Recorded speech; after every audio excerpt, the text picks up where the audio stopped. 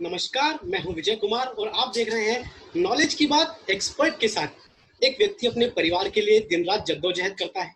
अपने परिवार को सारी सुख सुविधा मिले, इसके लिए परिश्रम के साथ बचत को भी प्राथमिकता देता है। लेकिन ये सब तब विफल हो जाता है जब वो भविष्य में आने वाली चुनौतियों को नजरअंदाज करना शुरू कर देता है। हमें अपने पारिवारिक बिजनेस व पैसे को कैसे बचाना चाहिए, इस विषय पर विशेष चर्चा करने के लिए आज हमारे साथ जुड़ रहे हैं श्री महेंद्र भाई तुरकिया। आप चार्टेड अकाउंटेंट होने के साथ साथ अग्रणी समाज सेवक भी है। आप फोर्ब्स सूची के अनुसार भारत के यंगेस्ट बिलियनियर तुरकिया ब्रदर्स के पिता हैं। दिव्यांग इन तुरकिया का वेल्थ आज 15,000 करोड़ से भी अधिक है। आप दोनों भाइयों ने मीडिया डॉट नेट 2016 में चाइनीज कंपनी को बेचकर सबको इस बात का एहसास दिला दिया कि संकल्प शक्ति से बढ़कर और कुछ नहीं है। बड़े बड़े बुद्धिजीवी, बड़े बड़े उद्योगपति और बड़े बड़े बिजनेस टाइकून भी तुरकिया ब्रदर्स की प्रतिभा के और बुद्धि के कायल है। सर, आपका बहुत बहुत स्वागत है। शुक्रिया। सर, आपके साथ सवालों का सिलसिला शुरू करें उससे पहले सब जानना चाहते हैं कि तुरकिया ब्रदर्स उन सभी के रोल मॉडल हैं जो अपनी जिंदगी में कुछ करना चाहते हैं, जो अपनी जिंदगी में कुछ बड़ा बनना चाहते हैं। ऐसी कौन सी विशेषता है जो उन्हें दूसरों से अलग करती है?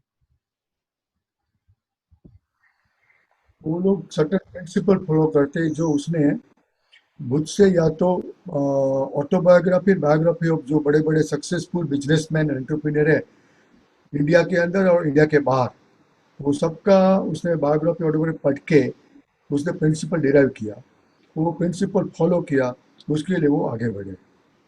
उसका 3 प्रिंसिपल है कि what ever you focus expands. If you focus on the wealth or focus on the poverty, it expands. Second principle है hire the best, pay the best. He thinks that we should pay at least more than the what is prevailing in the industry. जो industry में दूसरे लोग जो उसको salary या remuneration या compensation देते हैं उससे ज़्यादा, कम से कम 20% ज़्यादा दो, सो आदमी को छोड़ के नहीं जाएगा। वो उसका सेकंड प्रिंसिपल है। थर्ड है he believes that nothing is impossible in the world because उसने सेपरेट किया इम्पॉसिबल शब्द को 3 पार्ट में, I am possible. So he thinks that whatever he takes up in his hands is possible and that's why he could do it what he has done it. Sir, 16 साल की छोटी उम्र में हम देखते हैं कि आज के दौर में तो बच्चे अपने माता पिता से कहते हैं कि आप हमें एक मोबाइल दिला दीजिए, हमें एक गाड़ी चाहिए, हमें स्कूल जाने के लिए भी कार चाहिए, कॉलेज जाने के लिए गाड़ियां चाहिए, सारी सुख सुविधाएं चाहिए। 1998 में डायरेक्ट आई नाम की कंपनी तुरकिया ब्रदर्स के द्वारा बना दी गई थी जब वो महज 16 साल के थे। आज उनकी कंपनी में 2000 कर्मचारी काम करते हैं।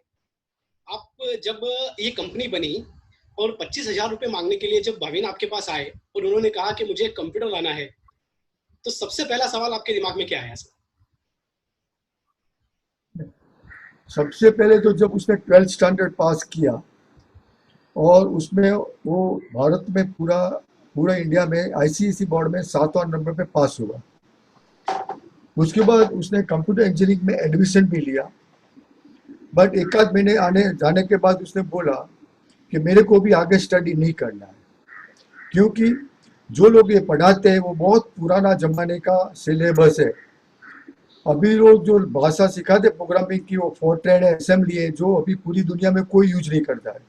इसलिए मेरा समय खराब होगा और मैं खुद रिसर्च करके मेरा करना चाहता हूँ।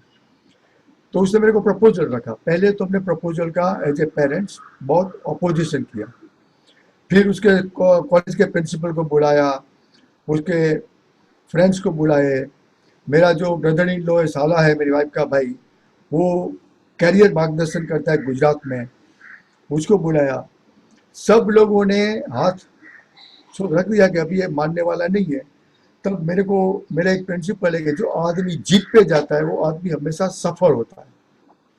इसलिए मैंने बोला ठीक है, तेरे को बिजनेस करना है तो कर, लेकिन मेरी कंडीशन है कि मैं आपके साथ बिजनेस में लिए मैक्सिमम टू मैक्सिमम 5 लाख रुपए इन्वेस्ट करूंगा, उससे ज़्यादा नहीं करूंगा। अगर आपने लॉस किया तो मेरे से उम्मीद मत रखना कि मैं दूसरा पैसा दूंगा, तेरे को सपोर्ट करूंगा। तो उसने बोला ठीक है, और अगर आप ये बिजनेस में सक्सेस नहीं हुए तो आपको वापस स्टडी शुरू करना पड़ेगा।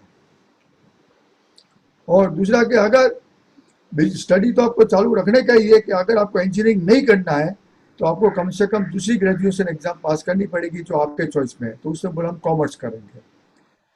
तो उसका नसीब अच्छा था कि वही साल में यूनिवर्सिटी ने रूल पास किया कि कोई भी फैकल्टी का आदमी कोई भी फैकल्टी में जा सकता है। नहीं तो पहले क्या था कि शुरुआत से करना पड़ता था। साइंस का स्टूडेंट है तो अगेन ये student start from 11th standard, but उसका कर्म अच्छे होंगे तो उसका परमिशन मिल गया था। तो हमने कॉमर्स में उसका एडमिशन लिया, जब कभी कोई कॉलेज में गया नहीं है, बट उसने अपना बिजनेस शुरू करने का शुरू किया। तो मैंने बोला पहले आपको कितना पैसे की जरूरत है, मेरे को बोलो, मैं धीरे धीरे तेरे को देखो जाऊंगा। तो उसने बोला मेरे को 25,000 दो पापा। तो वो 25 मेरे को किसके लिए चाहिए तेरे को? तो उसने बोला मेरे को एक सर्वर हायर पे लेना है यूएसए में, उसका 3 महीने का किराया 25,000 रुपया है, तो मेरे को 25,000 दो। तो मैंने उसको 25,000 रुपया दिया। वो वेबसाइट होस्टिंग का काम करता था। तो होस्टिंग करने में वो जमाने में एक वेबसाइट होस्टिंग करते तो 1,000 रुपया वो चार्ज करता था, और एक सर्वर में 400 वेबसाइट होस्ट कर सकते हो, इतनी स्पेस होती है। तो 1,000 का, तो उसने 3 महीने पहले पूरा, वो उसके पहले ही उसने 400 वेबसाइट होस्ट कर दी। डेट मीन्स को 4 लाख रुपया कमाया अगेंस्ट 25,000 रुपया। तो उसने मेरे को 25,000 रुपया वापस कर दिया, और फिर वो आगे आगे तरक्की करता रहा अपने पैसे से। और जहाँ जहाँ उसको ज़रूरत पड़ी बड़े पैसे की, वहाँ वहाँ उसका प्रॉफिटेबिलिटी और उसका प्रोजेक्ट रिपोर्ट के हिसाब से बैंकों ने उसको हेल्प किया। उसमें पहली बैंक थी कर्नाटका बैंक, जिसने जब उसने बिजनेस शुरू किया तो उसको कंप्यूटर लेने का था। कंप्यूटर के लिए उसको लोन की ज़रूरत थी। तो उसने तो पैसा कमाया था, लेकिन उसमें थोड़ा शॉर्ट पड़ता था। तो 3 लाख रुपए का कीमत था कंप्यूटर का। तो बैंक से हम लोग आपको 1.5 लाख रुपया फाइनेंस करेंगे, 1.5 लाख आपको निकालना पड़ेगा। तो उसने 1.5 लाख रुपया निकाला, वो 2 कंप्यूटर खरीद के बिजनेस आगे बढ़ाया। और जी बताइए। जी। जो यूथ तुर्किया ब्रदर्स को अपना रोल मॉडल मानते हैं, जो चाहते हैं कि जिंदगी में हमें तुर्किया ब्रदर्स जैसा बनना है, अपनी कोई कंपनी बनानी है, उस पर मेहनत करनी है और फिर उसे 6,250 करोड़ में चाइनीज कंपनी को अपने वैल्यूएशन के हिसाब से बेच देना है, तो आज उनके लिए मैं एक संदेश देना चाहूंगा, कहना चाहूंगा कि वो जिद करें। अगर आप जिद करेंगे तो जिंदगी में आप बहुत कुछ पाएंगे। सर, बात तो कुछ ऐसी हो रही है, लगता है इस विषय को हमें और आगे बढ़ाना चाहिए, लेकिन हम हमारे मूल विषय पर आते हैं और सवालों का सिलसिला शुरू करते हैं। सबसे पहले सर आपसे ये सवाल पूछना चाहेंगे, अगर कोई अपने वेल्थ को प्रोटेक्ट करना चाहता है, उसे सुरक्षित करना चाहता है, तो उसे कौन कौन सी बातों का ध्यान रखना चाहिए? ऐसा है कि हर एक माँ बाप या कोई भी अर्निंग मेंबर है, वो मेहनत करता है या भागदौड़ करता है तो अपनी फैमिली के लिए करता है। तो हमारे जो पर्टिकुलरली हमारे जो गुजराती, जैन या मारवाड़ी कम्युनिटी है, वो लोग बिजनेस में ज़्यादा है। तो वो बिजनेस में अपना टैक्स बचाने के लिए अपनी वाइफ को, अपने सन को, पुत्र को, पुत्री को या डॉटर इन लोग को पार्टनर बनाते हैं। अभी आज के ज़माने में अगर छोटी उम्र में से बच्चे को पार्टनर बना गया तो कोई नॉर्मली प्रॉब्लम नहीं आता, लेकिन कभी कभी प्रॉब्लम ये आता है कि हमारा लड़का अगर कॉलेज में पढ़ रहा है और किसी गलत कंपनी में चला गया, तो वो आगे जाके अपने पिताजी के बाप को ट्रबल कर सकता है कि पिताजी, ये जो मेरा पैसा है, जो मैं पार्टनर हूँ, वो मेरे को दे दो। और उसके अकाउंट में जमा है, पार्टनर है, डायरेक्टर है, शेयर होल्डर है, उसका जो भी वैल्यूएशन होगा उसको देना पड़ेगा। अगर नहीं देंगे तो कोर्ट में जा सकता है और वसूल कर सकता है। इसलिए आप दे दोगे, लेकिन खुशी से नहीं दोगे, क्योंकि आपको लगता है कि ये मेरा लड़का है जो गलत कंपनी में चला गया है, वो आखिर में पैसा बर्बाद करके वापस आएगा, तो मैं मना तो नहीं कर सकता हूँ घर में आने के लिए। ज़्यादा से ज़्यादा उसको थोड़ा डांट दूंगा, बाद में घर में तो लूंगा ही। तो ये सिचुएशन। दूसरा सिचुएशन ये कि आज के ज़माने में डाइवोर्स रेट ज़्यादा होता है, इसलिए अपने अपनी डॉटर इन लोग को पार्टनर बनाया, डॉटर को पार्टनर बनाया, तो वो लोग भी क्लेम कर सकते हैं कि भाई आपकी डॉटर इन लॉ की वजह से अलग अलग कंपनी में पार्टनर थी, तो अभी मेरा डाइवोर्स हो गया, तो मेरे अकाउंट में जो पैसा जमा है मेरे को हैंड ओवर कर दो। तो ये सब हैंड ओवर कर देना पड़ता है। तो ऐसी सिचुएशन में, या कभी कभी क्या होता है, शादी के बाद किसी के बहकाने में आने के लड़का बोल देता है कि साहब पापा, ये मेरा जो भी है वो मेरे को दे दो, तो वो दे देना पड़ता है। मैं आपको एक किस्सा सुनाता हूँ कि एक मेरा खास फ्रेंड है, उसको 8 डॉटर है, वो, और नौवा 9th चाइल्ड वो सन। तो आप समझ सकते हो कि नौवा चाइल्ड जब बेटा हुआ तो उसका क्या प्यार पाया होगा सब लोगों से। तो उसके आने के बाद उसका थोड़ा सा इकोनॉमिक कंडीशन इंप्रूव होने लगा, ऊपर जाने लगा। तो उसने जो भी किया उसके बाद अपने बेटे के नाम पे किया। बिजनेस तो अपने बेटे के नाम पे, ऑफिस लिया तो बेटे के नाम पे, फ्लैट लिया तो बेटे के नाम पे। अभी 8 लड़की का शादी हुआ, फिर उसका शादी हुआ। उसका शादी होने के बाद पेरेंट्स को और डॉटर इन लोगों को जमता नहीं था, इसलिए लड़के ने बोला कि पापा आप घर से निकल जाओ, मेरी वाइफ से जमता नहीं है तो आप मेरे घर में नहीं रह सकता, आप अपना रास्ता कर लो। अभी बाप ने कुछ रखा नहीं था अपने नाम पे, जो भी था वो बेटे के नाम पे था। ये 25-30 साल पहले की बात है। तो सब जमाई लोगों ने आके उसको समझाया, सब लोगों ने समझाया तो माना नहीं। आखिर में उसने इतना माना कि जो मेरा 5 बेडरूम का फ्लैट है जो मेरे पापा ने मेरे नाम पे लिया है, उसमें एक सर्वेंट रूम है जो खाली रहता है, वो मेरे मम्मी पापा वो सर्वेंट रूम में रहेंगे, लेकिन एक शर्त पे उसको कभी भी बाहर नहीं आने का, वो रूम में रहने का, उधर ही उसको खाना मिल जाएगा। ऐसा हुआ। तो एक बार वो मेरे पास आए, मेरी ऑफिस में मेरा क्लाइंट ही था। तो मैंने बोला क्या हुआ, थोड़े से ना वो डिप्रेस थे। तो उसने बताया, स्टोरी बताया। बोला ठीक है, वो जमाने में बेनामी प्रॉपर्टी का एक्ट नहीं था, इसलिए आप कानूनी जो भी करना चाहते हो कर सकते थे। बोला ठीक है, अगर आप अपने बेटे को एक लीगल नोटिस सर्व करना चाहते हो और कोर्ट में केस करना चाहते हो तो मैं आपको रास्ता बताता हूँ। तो क्या बताइए। तो मैंने उसको बोला कि देखो, ये जो जब वो जन्मा था तब उसके पास कुछ नहीं था, और वो 3-4 साल का लड़का था तब से आपने प्रॉपर्टी उसके नाम पे लेना शुरू किया, तो वो आपका बेनामी होल्डर है। He is holding the property in trust for you, so he can not claim the ownership. तो मैं अगर नोटिस मारूं तो he has to hand over to you all everything to you. तो मैंने नोटिस मारा, तो लड़के ने शायद सब वकील को एडवाइस कंसल्ट किया होगा, एडवाइस दिया, तो वो लोगों ने बोला कि नहीं तुमको दे देना पड़ेगा। हमने बोला तुम्हारी कमाई किधर थी, तुम्हारा सोर्स क्या था, और पिताजी ने आपको गिफ्ट दिया है उसका आपके पास क्या प्रूफ है, क्योंकि इमोल प्रॉपर्टी का रजिस्टर डीड करना पड़ता है, तो भी आपके पास नहीं है, सिर्फ आपके नाम पे ले गया है, तो आप ट्रस्टी हो इसलिए आपको हैंड ओवर कर देना पड़ेगा। फिर आखिर वो मान गया। उसने बोला कि ठीक है, मैं मेरा फ्लैट सब जो है मेरे पिताजी को दे देता हूँ। तो पिताजी ने बोला कि ठीक है, तुम अभी घर से बाहर चले जाओ, हमारे साथ मत रहो, मैं आपको पैसा देता हूँ, उससे आप फ्लैट ले लो और जो भी बिजनेस करना करो। तो ये सिचुएशन थी वो टाइम पे, बच्चा डिफेंस अवेलेबल था, लेकिन अभी बेनामी होल्डर एक्ट आने की वजह से ये डिफेंस आपको नहीं मिलेगा। तो ऐसी सिचुएशन जो अराइज होती है कि अपना बेटा गलत कंपनी में चला जाता है, बेटी का डाइवोर्स हो जाता है, या डॉक्टर इन लोग का डाइवोर्स ले लेती है, तो ये सब और सब सिचुएशन में हमारा सब कुछ हाथ से चला जाता है। जैसे फेमस केस है सिंघानिया का, जेके रेमंड वाले का, जिसने लड़के ने उसको निकाल दिया बाहर इतनी वेल्थ होने के बावजूद। तो ऐसी सब सिचुएशन न हो, इसलिए हमने एक प्लानिंग किया है। वो प्लानिंग के हिसाब से अगर आप जाओगे और कोई भी प्लानिंग करेगा तो उसको कभी भी बाहर जाने का या किसी का क्लेम करने का नौबत नहीं आएगा। उसको कहते हैं एक ट्रस्ट बनाना पड़ता है जो प्राइवेट ट्रस्ट है। प्राइवेट ट्रस्ट जो गवर्न होता है वो इंडियन ट्रस्ट एक्ट 1882 से होता है।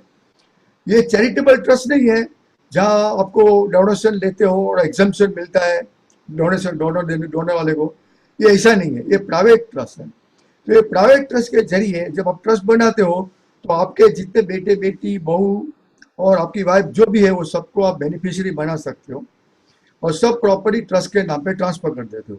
फिर आप खुद ट्रस्टी बन जाते हो और आपके पास डिस्क्रिशनरी पावर रहता है कि आपको कितना किसको परसेंट देना, वो फिक्स नहीं होता है। 1% जब भी चाहे कोई बेटा या बहू कोई भी रिक्वेस्ट करता है मेरे को पैसा चाहिए, तब ट्रस्टी एक रजिस्ट्रेशन पास में पैसा देता है। ट्रस्टी ना भी बोल सकता है, अगर ना बोलेगा तो कोई कुछ भी नहीं कर सकता। तो ये एक जरिया है, ये जिसके जरिए अगर ट्रस्ट बनाया जाए, और ट्रस्ट ऐसा एक फ्लेक्सिबल बिजनेस ऑर्गेनाइजेशन है जो टैक्स एफिशिएंट है और मोस्ट इफेक्टिव है, क्योंकि उसमें उसका जो गवर्निंग लॉ है वो मैंने बोला इंडियन ट्रस्ट एक्ट है।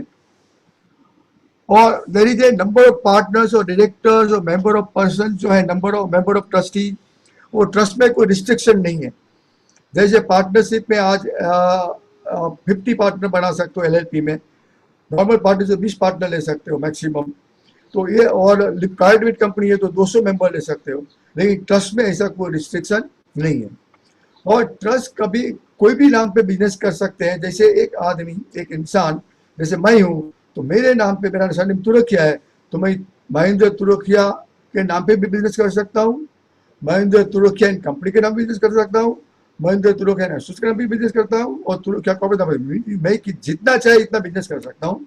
और मैं एज इंडिविजुअल में पार्टनर भी बन सकता हूँ, लिमिटेड कंपनी में बना भी सकता हूँ। उसी तरह ट्रस्ट भी प्रोप्राइटरी कंपनी में बिजनेस कर सकता है, पार्टनरशिप में भी कर सकता है, एलएलपी भी फॉर्म कर सकता है, प्राइवेट कंपनी में सब्सक्राइबर बन के शेयर भी इशू कर, प्राइवेट कंपनी फ्लोट कर सकता है, पब्लिक में भी कर सकता है। तो ये जो जितना शेयर है वो सब will be held by the trust. So trust में किसी का शेयर फिक्स नहीं है। So all entire share holding is held by the trust in the company. So company की ओनरशिप किसके पास है? तो ट्रस्ट के पास। इसलिए कोई भी इंडिविजुअल शेयर होल्डर अपना राइट मांग नहीं सकता है, क्लेम नहीं कर सकता है। और ट्रस्ट में वो क्लेम करेगा तो ट्रस्ट में तो ट्रस्टी का डिस्क्रिप्शन है, और माँ बाप ट्रस्टी है, इसलिए माँ बाप हमेशा बेटे और बेटी का सबसे अच्छा interest, best of the interest उसके हाथ में होता है, वो कभी किसी को अन्याय नहीं करेगा। इसलिए जो भी उसके ट्रस्ट में उसके पास डिस्क्रिप्शन है तो डिस्क्रिप्शन हमेशा अपना बेटे का या बेटी का वेलफेयर के लिए ही करेगा। इसलिए मेरी सबको रेकमेंड, मेरी भलामण है, मेरी सूचन है, सजेशन है कि सब लोगों ने अगर अपना वेल्थ जो है, जो इतनी मेहनत करके अपना पैसा कमाया है और कमा रहे हो और इतने सारा एम्पायर क्रिएट किया है, तो उसके लिए एक ट्रस्ट बना के उस सब प्रॉपर्टी उसमें ट्रांसफर कर दो। आपको लाइव एग्जांपल है टाटा ग्रुप का। Tata group of companies are controlled by Tata Sons limited, which is a closely held company, जिसमें सिर्फ family member, share holder, directors है।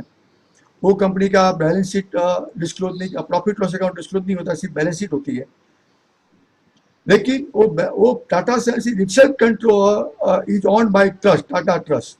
तो टाटा ट्रस्ट में कौन बेनिफिशियरी है, कौन ट्रस्टी है, वो किसी को पता नहीं है, इसलिए सब सीक्रेसी रहती है। तो ट्रस्ट से सबसे जिम्मेदारी जो होती है, सबसे बड़ा बेनिफिट सीक्रेसी। कौन पार्टनर है, किसका कंट्रोल है, किसी को पता नहीं लगता है, क्योंकि ये जो ट्रस्ट बनाते हैं वो कहीं भी रजिस्टर करने की जरूरत नहीं है। जैसे पार्टनरशिप को रजिस्टर करना जरूरी है, लिमिटेड कंपनी रजिस्टर करनी पड़ती है, एलएलपी रजिस्टर करनी पड़ती है, बट ट्रस्ट को कहीं भी रजिस्टर करने का जरूरत नहीं है। ये इसलिए कोई कंप्लायंस नहीं है। जैसे पार्टनरशिप में आपको कंप्लायंस करना पड़ता है, अकाउंट बनाने का, या सर्टन मिनट्स पार्टनर क्या क्या डिसीजन या उसका रिकॉर्ड रखने के लिए कुछ ना कुछ रिकॉर्ड बनाना पड़ता है, उसे लिमिटेड कंपनी भी करना पड़ता है। तो ट्रस्ट में ऐसा कुछ जरूरी नहीं है। कोई रिकॉर्ड कानून के हिसाब से अंडर द लॉ कोई प्रिस्क्राइब नहीं किया है कि आपको कंपल्सरी मेंटेन करना है, इसलिए आपको कोई लीगल कंप्लायंस नहीं है। सिंपली जो है वो टैक्स कंप्लायंस है। तो टैक्स में जैसे सब कोई भी एंटिटी में आप बिजनेस करो तो आपको इनकम टैक्स का कंप्लायंस करना ही है, जीएसटी का कंप्लायंस करना ही है। तो ये दो कंप्लायंस आपको करना ही करना है। तो ये उसके दो और के अलावा आपका फ्लेक्सिबिलिटी है। दूसरा, कुछ भी अमेंडमेंट करना चाहो, सुबह मैंने एक अमेंडमेंट किया, शाम को मैंने लगा नहीं नहीं ठीक नहीं था, तो शाम को दूसरी बार चेंज कर सकता हूँ, और उसका अमेंडमेंट मेरे को कहीं भी रजिस्टर कराने की जरूरत नहीं है, मेरे को किसी की परमिशन नहीं लगती है। जैसे कंपनी में शेयर होल्डर की मीटिंग लगती है, पार्टनरशिप में पार्टनर लोगों की परमिशन लेनी पड़ती है, लेकिन ट्रस्ट में हम कोई भी अमेंडमेंट करें वो हमारी मर्जी है, हमारी चाहत है, कोई हमको क्वेश्चन नहीं कर सकता है। इसलिए ये सबसे ज्यादा प्रोटेक्टिव शील्ड है, जो मैं हर एक हमारे जितने भी ऑडियंस है जो सुन रहा है, ये सबको मैं एडवाइस देता हूँ कि अगर आप अपना प्रॉपर्टी या अपना वेल्थ को प्रोटेक्ट करना चाहते हैं तो आप ट्रस्ट बनाइए। और दूसरा कि अगर अपना बिजनेस है सपोज लॉस हो गया तो दूसरे एंटिटी में आपका पर्सनल प्रॉपर्टी या बिजनेस की प्रॉपर्टी को लोग अटैचमेंट कर सकते हैं, बट अगर ट्रस्ट बनाया तो ट्रस्ट की प्रॉपर्टी वो लोग कोई अटैच नहीं कर सकते हैं। मीन्स कितना भी लॉस हुआ ट्रस्ट की प्रॉपर्टी को अटैच नहीं कर सकते हैं। और ट्रस्ट का लायबिलिटी लिमिटेड होता है। लिमिटेड इसलिए होता है कि जैसे लिमिटेड कंपनी में जितना अनपेड कैपिटल है उतना लायबिलिटी शेयर होल्डर का रहता है, अगर एक बार पेड अप हो गया तो कोई लायबिलिटी नहीं रहती। तो उसी तरह ट्रस्ट में जितना उसका कॉर्पस होता है, जो इनिशियल गिफ्ट अमाउंट है, और जो अनडिस्प्यूटेड इनकम है वो जब तक है अनडिस्प्यूटेड इनकम उतना ही उसका लायबिलिटी है बिजनेस के लिए। बाकी जो पर्सनल असेट्स हैं या ट्रस्ट के नाम पे जो प्रॉपर्टी है उसको अटैच नहीं कर सकते। तो आप क्रेडिटर से भी प्रोटेक्शन कर सकते हो। अगर आपकी कंपनी इंश्योरेंस या बैंक्रप्सी में जाती है तो आपका ट्रस्ट के नाम पे जो प्रॉपर्टी है उसको कोई भी अटैच नहीं कर सकता, वो भी आपका प्रोटेक्शन हो जाता है। जी और सर। ट्रस्ट में आप कोई भी बिजनेस कर सकते हो, any legal business can be done. उसमें एक ही सेंटेंस आता है कि trust is authorized to carry any business unless it is prohibited under any law. Means आप स्मगलिंग का बिजनेस के दारू का बिजनेस नहीं कर सकते जो प्रोहिबिटेड, बाकी कोई भी बिजनेस कर सकते हो। तो इतना अच्छा फ्लेक्सिबल जो एंटिटी दिया है, लेकिन ये लोग हम लोगों ने ज़्यादा करके इसका इस्तेमाल नहीं कर रहे हैं। तो अभी मेरे ख्याल से सब लोगों ने इसके बारे में सोचना चाहिए। और जो जो सुन अगर कोई चार्टर्ड अकाउंटेंट है तो उसको अपना क्लाइंट को ये एडवाइस दे के अपना क्लाइंट का इंटरेस्ट को प्रोटेक्ट करे, ऐसा मैं सबको मेरा सूचन है। जी सर, और आगे काफी कम लोग विल के बारे में जानते हैं। क्या विल बनाना उतना ही महत्वपूर्ण है जितना वेल्थ को बचाना? हाँ, अगर जो जो प्रॉपर्टी वो विल क्या होता है, विल एक अंतिम इच्छा है जो विल बनाने वाले की, कि मेरे जाने के बाद मेरी इच्छा ये डॉक्यूमेंट में लिखी है। जो डॉक्यूमेंट में वो इच्छा लिखी है, वो प्रकट की है, वो इच्छा को विल कहते हैं। और विल बनाने के लिए वो खुद विल बनाता है, वो ड्राफ्टिंग करता है या किसी के पास करवाता है, और वो अपनी इच्छा के हिसाब से उसका अपना प्रॉपर्टी जो उसने इकट्ठा किया है वेल्थ, वो वेल्थ का डिवीजन कर सकता है, विभाजन कर सकता है। अगर वो विल नहीं बनाता है तो विभाजन उसकी मर्जी के हिसाब से नहीं होगी, कानून के हिसाब से होगी। तो विल बनाता है तो कानून की जरूरत नहीं है, क्योंकि विल के हिसाब से सब जाएगा। जिसको भी देना है, चैरिटी को देना है, बेटे को देना है, बेटी को देना है, बहू को देने का, कजिन को देना है, नेव्यू को देने का है, जो भी देना है वो आप उसमें स्पेसिफिकली लग सकते हो। अगर आप विल नहीं बनाते तो सब प्रॉपर्टी कानून के हिसाब से जाएगा। और कानून मीन्स आपको कोर्ट में जाना पड़ेगा, सक्सेस सर्टिफिकेट लेना पड़ेगा, सब बहुत सारे क्लेमेंट आएंगे, कोई क्लेमेंट उसका ऑब्जेक्शन लेगा तो कोर्ट में मैटर बहुत चला जाएगा। लेकिन will is also not the ultimate solution. Will में भी देर आर सर्टन चैलेंजेस है। एक चैलेंज ये है, कोई बोलेगा कि साहब ये विल प्रॉपर इलीगल है, अनऑथोराइज है, उसमें जिसने सिग्नेचर किया है वो मेरा विल बनाने वाला का सिग्नेचर नहीं है, या तो उसको जबरदस्ती ये साइन करवाया था। ऐसा कोई भी ग्राउंड पे वो चैलेंज करते हैं, साथ जीतेगा नहीं लेकिन कोर्ट में केस चलेगा। जब तक केस चलेगा तब तक अपनी प्रॉपर्टी आप इस्तेमाल नहीं कर सकते हो। सब जगह पे सील लग सकता है कोर्ट का रिसीवर अकाउंट हो सकता है, तो आपकी सब प्रॉपर्टी एकदम स्टोर हो जाती है। आपका लीगल उसको इस्तेमाल नहीं कर सकते। इसलिए ये विल बनाएगा, विल चैलेंज किया तो भी है। दूसरा, विल बनाने के लिए आपको प्रॉबेट लेनी पड़ेगी। अगर आपके पास इमूवेबल प्रॉपर्टी है तो प्रॉबेट लेना पड़ेगा। अगर खाली मूवेबल प्रॉपर्टी इमूवेबल नहीं है तो आपको कोई ज़रूरत नहीं है, जो विल में लिखा है वो हिसाब से डिस्ट्रीब्यूट कर दो। जैसे कैश है, ज्वेलरी है, जो डिस्ट्रीब्यूटर कर सकते हैं इस तरह कर दो, तो उसमें कोई सक्सेशन की जरूरत। लेकिन अगर इमूवेबल प्रॉपर्टी है तो आदमी को प्रॉबेट लेना पड़ेगा, उसके लिए प्रॉबेट पिटिशन फाइल करनी पड़ेगी, उसके लिए वकील का सहारा लेना पड़ेगा, और आपको प्रॉबेट ड्यूटी भी भरनी पड़ेगी। और फ्यूचर में अगर इनहेरिटेंस आया वारसा वगैरह तो भी आपको भरना पड़ेगा। आज नहीं है, लेकिन गवर्नमेंट बहुत सोच रही है कि हम इनहेरिटेंस एक्ट इंडिया में लाएंगे। तो ये सबसे बचने के लिए जो मैंने पहले आपको एंटिटी बताया, ट्रस्ट के जरिए हम ये सब अवॉइड कर सकते हैं। विल बनाने की जरूरत नहीं है, ट्रस्ट बनाया तो विल बनाने की जरूरत है तो कोई चैलेंज नहीं कर सकता है। ट्रस्ट बनाया है तो आपको कोई सर्टिफिकेट, सक्सेशन सर्टिफिकेट के प्रॉफिट लेने की जरूरत नहीं है, और आपकी प्रॉपर्टी ऑटोमेटिकली जो ट्रस्टी बोल गए वो हिसाब से डिस्ट्रीब्यूट हो जाएगी। तो कोई भी डिस्प्यूट नहीं रहेगा, और शांति से आप अपना डिस्ट्रीब्यूशन कर सकते हो, और आपकी विल को प्रोटेक्ट करके आपका लीगल को शांति से सब चीज मिल जाएगा। जी सर। सर, विल और ट्रस्ट में की महत्वपूर्ण जानकारी के बाद एक सवाल लेते हैं सर, कि हम जिस देश में रहते हैं वहां कहते हैं कि पैसा बोलता है, लेकिन आज आपसे हम समझना चाहेंगे कि क्या इतना बोलता है कि जब आता है तो परिवार की परिभाषा ही बदल देता है? कई कई लोगों को नहीं बदल देता है। देखो, नारायण मूर्ति की परिभाषा बदली है, रतन टाटा या जे.आर.डी. टाटा की परिभाषा बदली है। ऐसे नहीं है, सब लोग नहीं हो। लेकिन क्या है कि मैंने देखा, मेरा एक्सपीरियंस है, जो मेरा ऑब्जर्वेशन ये है कि जो आदमी बचपन में एकदम गरीबी से पसार हुआ है, पॉवर्टी से, और उसका पेरेंट्स का पैसा, पैसे वाले थे, लेकिन किसी ने उसका पेरेंट्स को चीट करके उसका सब कुछ लूट लिया और वो रास्ते पे आ गया, और फिर अपनी मेहनत से और अपने कर्म से जो आगे बढ़ता है तो उसको एक अविश्वास हो जाता है, और उसको लगता है कि देखो मैंने सक्सेस मिला, तो उसके माइंड में थोड़ा सा एयर चला जाता है। लेकिन धीरे धीरे जब उसकी समझ में आता है तो एयर भी छोड़ देता है, लेकिन कोई कोई नहीं भी छोड़ता है, तो उसको नुकसान होता है, कोई फायदा नहीं है रखने से। जितना आप डोसा नॉर्मल रहोगे, जैसे ट्री में जब फल आता है तो ट्री झुकता है फल आने के बाद, उसी तरह अगर आदमी का पैसा आता है तो झुकेगा, तो उसको लोग सम्मान से बुलाएंगे, उसका मान रहेगा, अपने अपने फैमिली के साथ भी उसका सम्मान रहेगा। नहीं तो सब बोलेगा इसला मेरा बाप कैसा है, खड़ूस है, ऐसा बोलेगा। जी समझ गए? तो क्या है, जो नेचर उसका आदमी का बाहर है वो घर में भी है। भाई जो बाहर वाले उससे डिससेटिस्फाई है कि कैसा आदमी है, उसका घर वाले भी ऐसा ही है, उससे नाराज है, तो उसको कभी सुख नहीं मिलता है। तो जो आदमी को पैसा मिला है और सक्सेस हुआ है, वो आदमी को कम से कम नम्र तो बनना ही पड़ेगा, और नम्र बनेगा तो उसका एक्सपांशन कर सकता है और अपने आगे बढ़ा सकता है, और अपनी फैमिली को भी अच्छा सा एग्जाम्पल दे के उसको भी आगे बढ़ा सकता है। जी सर। सर एक बात काफी सुनने में आती है कि ज्यादातर व्यक्ति अपने परिवार को भी नहीं बताते कि उन्होंने अपना पैसा कहाँ कहाँ निवेश किया है। क्या ऐसा कर रहे हैं वो अपनी और अपने परिवार दोनों की मुश्किलें बढ़ा रहे हैं?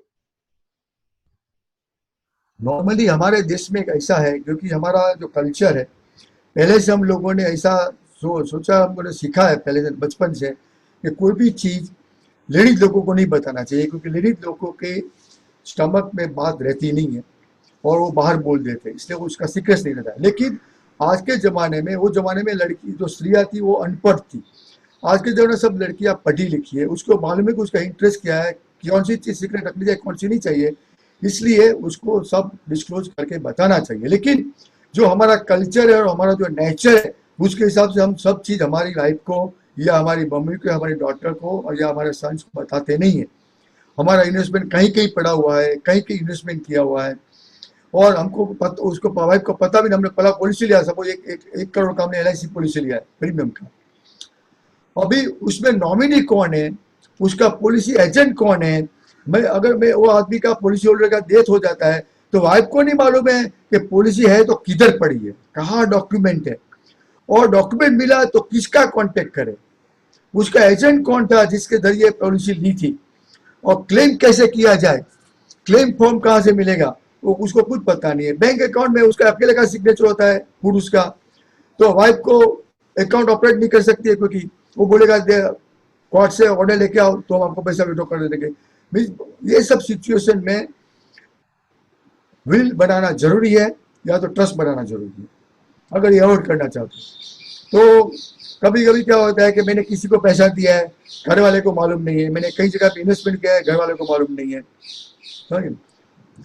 मेरा कहाँ का पार्टनरशिप है, मैं कौन सी कंपनी में डायरेक्टर हूँ, मेरा कितना जिम्मेदारी है, मैंने कितने मेरे फ्रेंड को या बिजनेसमैन को पैसा दिया है, मैंने जो प्रॉपर्टी ली है कितनी कितनी प्रॉपर्टी का मैं मालिक हूँ, कहाँ का वो प्रॉपर्टी है, उसके ओरिजिनल डॉक्यूमेंट कहाँ रखा हुआ है, उसमें नॉमिनेशन किया है कि नहीं किया है, फैमिली मेंबर को कोई पता नहीं होता है। बाद में वो बेचारे फैमिली मेंबर उसके जाने के बाद सब लोग इतने हैरान होते हैं, 5-10 साल जिंदगी का निकल जाते हैं, खर्चा भी बहुत होता है, टेंशन भी बहुत रहता है, जो पीरियड उसको बिजनेस एक्सपांड करने में या अच्छा नया बिजनेस करने में बिताना चाहिए, वो अपना यूथ वो कोर्ट केस में फाइल करने में चला जाता है। इसलिए मेरे ख्याल से विल बनाना चाहिए, और विल में थोड़ा मैंने बोला आपका चैलेंजेस हो, चैलेंज को दूर करना चाहिए, तो हर एक आदमी को ट्रस्ट बनाना चाहिए। जी सर। सर अक्सर देखा गया है कि कोई फाइनेंशियल कंपनी या बैंक से कोई सलाहकार हमारे पास आते हैं तो हमें बताते हैं कि हमें अपने निवेश में बढ़ोतरी कैसे करनी चाहिए, हमें अपने वेल्थ को कैसे बढ़ाना चाहिए, लेकिन वो ये नहीं बताते कि हमें अपने वेल्थ को प्रोटेक्ट कैसे करना चाहिए। आपको लगता है कि अब समय आ चुका है समझने का कि केवल वेल्थ बढ़ाने से काम नहीं चलेगा, उसे बचाना भी पड़ेगा? मेरा बहुत सारी कंपनी भी इंडिया में है जो ये बिजनेस करती है, उसको कहते हैं ट्रस्टीशिप कंपनी होती है, जो अपना वो ट्रस्ट बना के ट्रस्टी, और फॉरेन की कंपनी भी काम कर रही है, सब फॉरेन कंपनियां इंडिया में पहले जैसा नहीं है, और बहुत सारे जो बड़े बड़े इंडस्ट्रियलिस्ट है वो लोगों ने भी प्लानिंग कर चुके हैं, और तो मेरे ख्याल से ये पहले जैसा नहीं रहा है। लेकिन अभी भी अपर मिडिल क्लास और मिडिल क्लास फैमिली में ये जागृति आई नहीं है, इसलिए उसको ज़रूरत है। और हमारे जो बिजनेस ग्रोथ वाले जो है, वेल्थ ग्रोथ करने वाले हैं, या हमारा इन्वेस्टमेंट को लुक आफ्टर करने के लिए, उसको सिंपल इंटरेस्ट इतना ही होता है कि उसका पैसा लो, मैनेज कर, उसका वेल्थ बढ़ा दे। अभी उसको उसका नॉलेज नहीं होता है, उसके कंपनी में वो डिपार्टमेंट नहीं है जो उसका वेल्थ प्रोटेक्शन का भी सर्विसेज दे। आजकल कई कंपनी में ये डिपार्टमेंट अलग से शुरू हो चुका है, लेकिन बहुत सारी कंपनी में नहीं है।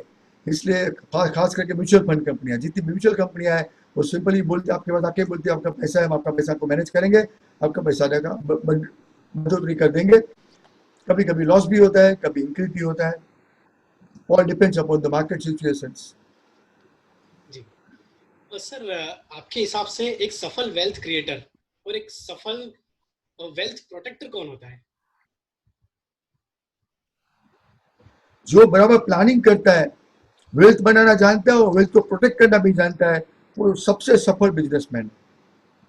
जी। उसने जैसे फॉर एग्जाम्पल कोई भी बिजनेसमैन शुरू करता है तो उसका कोई नॉलेज नहीं होता है, वो अपने सीए को, एडवोकेट को पकड़ता है, वो डॉक्यूमेंट बनाता है, उससे नॉलेज मिलता है उसको, उसके साथ डिस्कशन होता है, वो प्रोज एंड कॉन्स बोलता है कि ये बनाओ तो ये होगा, ये बनाओ तो ये होगा, तो उसकी धीरे धीरे नॉलेज बढ़ती जाती है। जैसे उसका आगे बिजनेस बढ़ता है तो मैनेजर रखता है, डायरेक्टर दूसरे को बनाता है, प्रोफेसर को रखता है, तो वो सब लोग उसको ज्ञान देते रहते हैं। अगर वो अपना नॉलेज लेने की तैयारी रखेगा, ज्ञान लेने की, तो मेरे ख्याल से वो ज़्यादा से ज़्यादा सक्सेसफुल होगा। लेकिन उस सौंप देगा अपने को, उसको दे दिया अपने को क्या है, वाई वी शुड नो ही दैट, तो शायद हो सकता है कि उसका प्रोटेक्ट बराबर नो भी हो।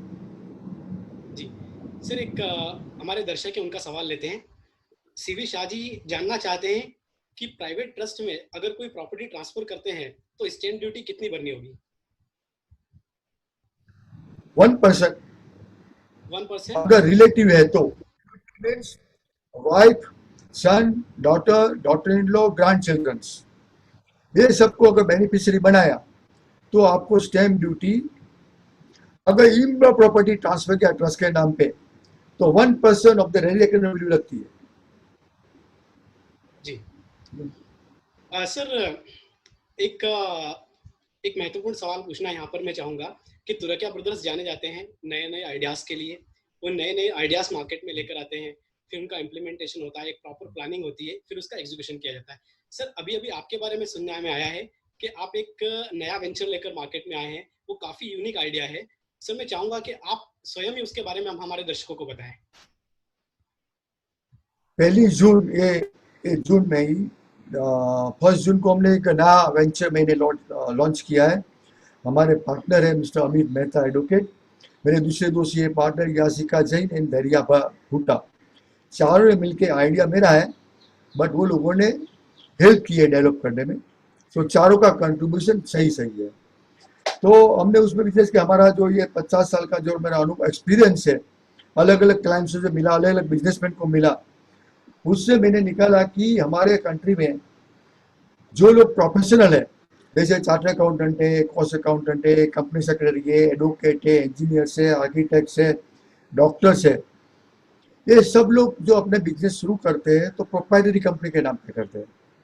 और हमारा कंट्री में कम से कम 70% of the firms are proprietary, mean 70% कंपनियां प्रोप्राइटरी कंपनी है। उसी तरह रिटेलर और ट्रेडर जो होते हैं हमारे कंट्री में, छोटी छोटी दुकानें, केमिस्ट शॉप है, ग्रोसरी मर्चेंट है, मोदी का दुकान है, गारमेंट का है, ये सब लोग ज़्यादा करके प्रोप्राइटरी कंपनी में, वो भी करीबन 65 to 70% के बीच में है। अभी होता क्या है कि जैसे मैं चार्टर्ड अकाउंट में प्रोप्राइटर हूँ, अभी मेरी एडवांसिंग एज है, मेरी आँख का विजन थोड़ा कम होता है, मेरे कम दिखता है, या तो मेरे को कम सुनाई पड़ता है, या तो मेरे को अभी इतना पहले जैसा पढ़ने का मैं पढ़ नहीं सकता हूँ, तो धीरे धीरे मेरा क्लाइंट कम हो जाता रहा, मैं अपडेट नहीं रखता हूँ मेरा नॉलेज को, तो लोग बोलते भाई अभी तुरकिया साहब के पास पुराना जैसा जैसा ही नहीं है, अभी अपने को सीए चेंज कर डाले, तो सीए चेंज कर डाले। फिर मेरे को लगता है कि अभी सब लोग जा ही रहे हैं और मेरे से काम होता नहीं है, तो मैं उसको बंद करने के लिए सोचता हूँ। तो जब मैं बंद करता हूँ तो मैं क्या करता हूँ कि सब क्लाइंट को बुलाता हूँ, रिक्वेस्ट करता हूँ कि आपका फाइल ले लो, आप दूसरा नया सीए के पास, नया एडवोकेट के पास, नया डॉक्टर के पास चले जाओ। अभी बंद करता हूँ, तो बंद कर देता है। तो आज उसने अपनी जिंदगी का 30 से 40 साल गंवाया है वो बिजनेस में या प्रोफेशन में, उसको कुछ नहीं मिलता है। वही आदमी अगर नौकरी करता कोई भी कंपनी में, अच्छी कंपनी में, तो उसको प्रोविडेंट फंड, ग्रेचुइटी सब कुछ मिलता। इधर उसको कुछ नहीं मिलता है। उसका बिजनेस बंद करता है तो क्या होता है, जीरो होता है इनकम। और रिटेलर जो ट्रेडर होता है वो क्या करता है, जो अपने पास स्टॉक बचा है वो स्टॉक का वो ऑक्शन करता है, तो उसको पैसे, उसमें भी नुकसानी होती है, कॉस्ट भी नहीं आती है। और जो डेटर्स रह गए, जो जिसके पास हमको पैसा लेने का है, वो लोग सोचते हैं कि इसने दुकान बंद कर दिया, शॉप बंद कर दिया, अभी हमको पैसा देने की जरूरत नहीं है, तो उसको बहुत लॉस हो जाती है। तो ये लोगों को हेल्प करने के लिए मेरे माइंड में 10 साल से विचार घूम रहा है कि तो इन लोगों को कैसे हेल्प किया जाए। तो बहुत सोचने के बाद मैंने एक निकाला कि why not to create a web portal, जहां बायर को, जो लोग रिटायर करना चाहते हैं, वो रिटायरमेंट अपना प्लानिंग करें, और प्लानिंग करके अपने को रजिस्टर करें कि हम हमारा कंपनी को लिस्ट करते हैं, हमको हमारा कंपनी बेचने का है। और हमारे देश में मेरा एक कॉन्सेप्ट है कि बहुत लोग जो नौकरी करने जाते हैं उसको हम जॉब सीकर कहते हैं, वो मेरे को जॉब सीकर का संख्या कम करके उसको जॉब क्रिएटर बनाने का है। इसलिए बहुत लोगों को बिजनेस करना है, लेकिन उसके पास साधन नहीं है, कांटेक्ट नहीं है, उसको कस्टमर कहाँ से मिलेगा, क्लाइंट कहाँ से मिलेगा, तो उसको मिलता नहीं है, उसको आने का है लेकिन मिलता नहीं है। तो हमने सोचा ये दोनों को क्यों मदद नहीं की जाए। जिसका बिजनेस नहीं है उसको रेडीमेड बिजनेस मिलता है या प्रोफेशन मिलता है, और जिसको निकलना है उसको भी कुछ पैसा मिल जाएगा। तो अभी हमने ये, जो जितने भी प्रोफेशनल्स हैं, वो प्रोफेशनल जब अपनी प्रैक्टिस में उसको जब सोचता है कि अभी मेरे को रिटायर होना है अगले 2-3 साल में, वो हमारे उधर लिस्ट होते हैं। तो हमने जो इन्फॉर्मेशन, जैसे हमने इन्फॉर्मेशन दिया है, कोई हम किसी का नाम डिस्क्लोज नहीं करते, we have to only disclose उसका ग्रॉस प्रैक्टिस कितना है, 5 लाख है, 10 लाख है, 25 लाख है, 50 लाख है, वो ग्रॉस प्रैक्टिस उसको डिस्क्लोज करना है कि कितना है। फिर उसको क्लाइंट का ब्रेकअप, क्लाइंट का नाम नहीं देने का है, सिर्फ ब्रेकअप देने का है। तो उसको 3 कॉलम में विभाजित किया है, audit, income tax and GST, और नेचर ऑफ एंटिटी। तो उसमें लिखा है प्रोप्राइटर कितना, नंबर ऑफ क्लाइंट्स, पार्टनरशिप कितनी, एलएलपी कितनी, प्राइवेट कितनी, पब्लिक लिमिटेड कितनी, लिस्टेड कंपनी कितनी, सोसाइटी कितना, ट्रस्ट कितना। तो उनसे सिर्फ नंबर लिखते हैं, उससे खरीदने वाले को मालूम पड़ता है कि इसमें कितना दम है, कितना है। हमने ग्रॉस इनकम इसलिए पकड़ा है कि नॉर्मली क्या होता है कि कोई आदमी अपने खर्चे बोले आपकी इनकम तो ज्यादा होनी चाहिए, कम होनी चाहिए। तो अगर ग्रॉस इनकम से हम प्रोफेसर को मालूम पड़ता है कि हमने इतना, सपोज एक आदमी का 50 लाख का इनका ग्रॉस प्रैक्टिस है, तो हमको पता लगता है कि एक 50 लाख की प्रैक्टिस चलाने के लिए हमको कितना खर्चा होगा।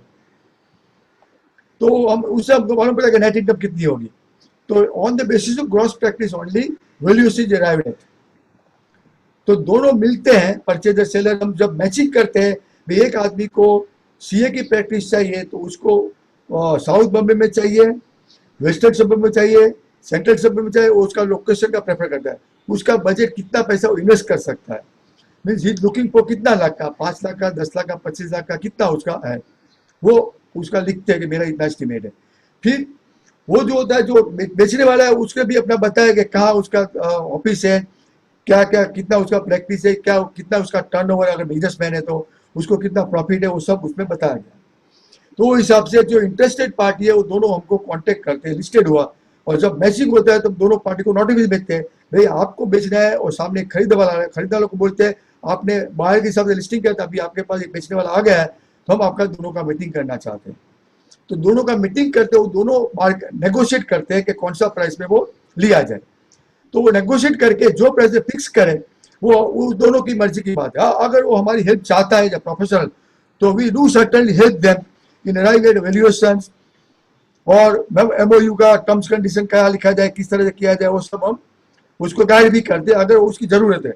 अगर उसको जरूरत नहीं है तो हम इंटरफेयर नहीं करते, सिंपली उसकी मीटिंग अरेंज करते। जैसे शादी के लिए लड़का लड़की को मिलाया जाता है, मिलाने वाला कुछ बोलता नहीं है, उसी तरह ये दो की शादी है, एक यंग है, एक यंग पर्सन है जो बड़ी एंटरप्रेन्योर है, उसको कुछ करना है, और दूसरा रिटायर है, उसको रिटायर होना है।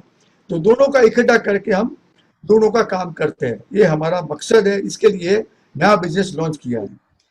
सर आप हमारे दर्शकों को बताइए कि आपने जो बिजनेस नया लॉन्च किया उसमें कौन सी वेबसाइट है, उन्हें कहाँ जाकर अपने बिजनेस को रजिस्टर करना है? businessexchange.com।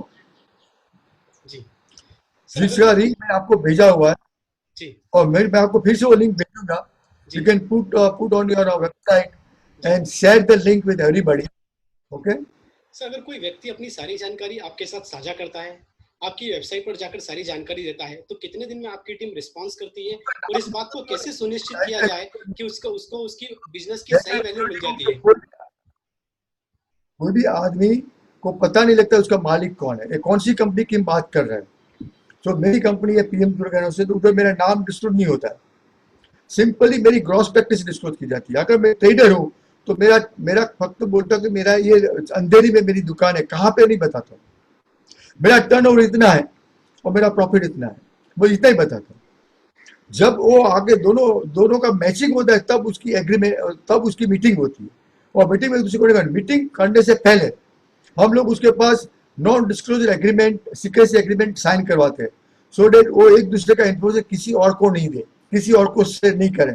अगर डील नहीं हुआ और दूसरे को बता दे, वो नहीं कर सकते, क्योंकि वो एग्रीमेंट के नीचे बाइंडिंग है, बाउंड है. तो उसको सीक्रेसी दोनों को मेंटेन करनी पड़ेगी. और हमको भी पता नहीं लगा, उसका नाम रहता है साइट पे, उसको डिस्क्लोज नहीं किया जा रहा है, तो सीक्रेसी है. और जो वैल्यूएशन की बात है, तो उसके लिए वो खुद वैल्यूएशन कर सकता है, उसका बैंकर कर सकता है, या खुद अपना दूसरा एवेल्यूअर से हेल्प ले सकता है, या तो हम भी उसको हेल्प कर सकते हैं कि क्या वैल्यूएशन उसको देना चाहिए. जी और उसका पैसे का क्या है, हमारा प्रोफेशन में क्या करते हैं कि जब सपोज कि मेरे को 2 साल के बाद रिटायर होना है, और सपोज आपने मेरे साथ बोला कि तुझे कैसा मैं आपका प्रैक्टिस लेना चाहता हूँ, मेरे को शुरू करना है. हमने एक प्राइस फिक्स की, तो उसका हम बोलते हैं कि 1/3 आप अपने को, हम जब एग्रीमेंट साइन करते हैं कि ओके आप हमारे साथ, हम आपको हमारा प्रैक्टिस आपको बेचते हैं और आप खरीदते हैं, तो हम एग्रीमेंट करते हैं. वो एग्रीमेंट लिखा है कि जैसा आपने एग्रीमेंट साइन एग्जीक्यूट किया, उसका 33% एग्रीमेंट पे साइन पे दे दोगे.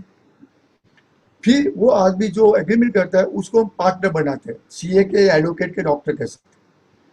वो उसकी ऑफिस में बैठता है या क्लिनिक में बैठता है, 2 साल तक वो बैठता है. तो उसको सब क्लाइंट, सब पेशेंट उसको जानने लगते हैं, उसका क्या क्या प्रॉब्लम है. वो जो सीनियर चार्टर उसको सिखाता है कि ये क्लाइंट का ये प्रॉब्लम, ये क्लाइंट का ये प्रॉब्लम, ये क्लाइंट का ये प्रॉब्लम है. तो 2 साल तक वो जब क्लाइंट को हैंडल करता है, तो क्लाइंट को विश्वास आ जाता है कि भाई आदमी ट्रस्टवर्दी है, and he can deliver the things. तो वो 2 साल के बाद रिटायर होता है. तो फर्स्ट इनिशियली 33% मिला, at the end of 1 year दूसरा 33% मिलेगा, and at the second year उसको दूसरा 33% मिला. उसको 2 साल के अंदर पूरा पैसा मिल जाएगा. और तीसरे साल में उसको ऑनररी सर्विस देनी है वो चार्टर्ड अकाउंटेंट को, कि भाई कभी उसको भी दिक्कत आई, उसका जो पुराना क्लाइंट है, तो वो क्लाइंट का प्रॉब्लम सॉल्व करने के लिए, या क्लाइंट को आपके साथ कुछ बात करना चाहते हैं, या कुछ पुराना आपने रिटर्न फाइल किया, उसका अपील पेंडिंग है आपका टाइम का, जिसका मेरे को जानकारी नहीं है, तो उसकी जानकारी के लिए आपको उसको हेल्प करना पड़ेगा, ऐसे एग्रीमेंट में लिखा जाता है. तो दोनों साइड को प्रोटेक्ट किया जाता है, जी बाहर को भी प्रोटेक्ट करते हैं, सेलर को भी प्रोटेक्ट करते हैं. उसके लिए हमने पूरा एकदम फर्स्ट क्लास एग्रीमेंट बनाया है, जो एग्रीमेंट का ड्राफ्ट जब वो लोगों का डील होता है तब हम शेयर करते हैं.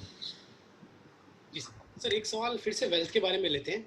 सर, आपने एक हर परिवार को के वेल्थ को प्रोटेक्ट करने के लिए एक वेल्थ शीट बनाई है, और जिसका उपयोग काफी लोग कर रहे हैं. सर, आप हमारे दर्शकों को बताइए कि ये शीट कितनी कितनी उपयोगी है, और इस वेल्थ शीट को किस तरह से सारी महत्वपूर्ण जानकारी इस वेल्थ शीट में भरी जा सकती है? ये वेल्थ का प्रोटेक्शन का नहीं है, वेल्थ की जानकारी है. जैसे मैंने बोला कि हम लोगों को, पुरुष लोगों को आदत है कि हम हमारी फैमिली को बताते नहीं है कि हमारी प्रॉपर्टी कहाँ कहाँ है, उसका ओरिजिनल डॉक्यूमेंट कहाँ है, हम कहाँ का पार्टनर है, कुछ भी फैमिली को पता नहीं लगता है.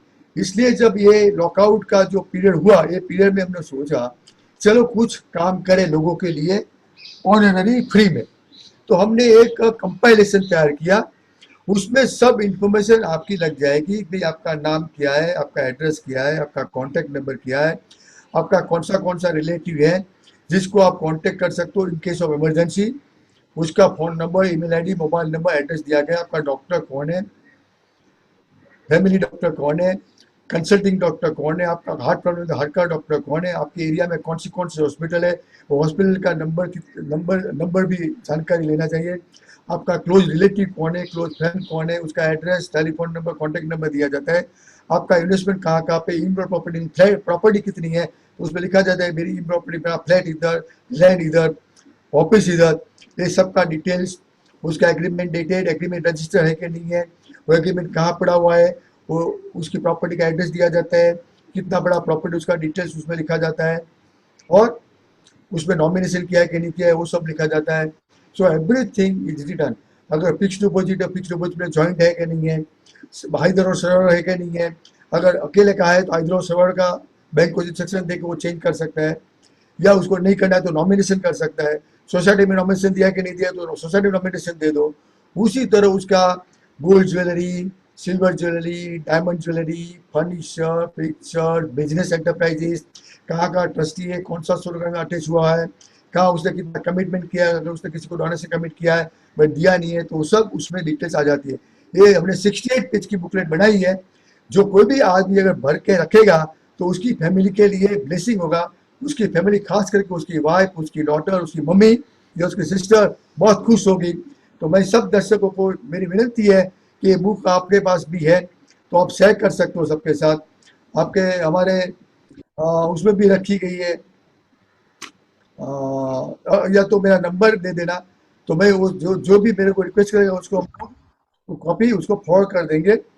और उसको डाउनलोड दो बना है, एक पीडीएफ में है जिसमें आप चेंज नहीं कर सकते हो, और एक वर्ड डॉक्यूमेंट में जो एडिटेबल है उसमें आप चेंज कर सकते हो। तो मेरा ये है कि आप जो पीडीएफ है वो स्टडी करने के लिए देखो, और फिर बाद में जब आप फिलअप करो तो आप वर्ड डॉक्यूमेंट में चले जाओ और वर्ड डॉक्यूमेंट पूरा फिलअप करो।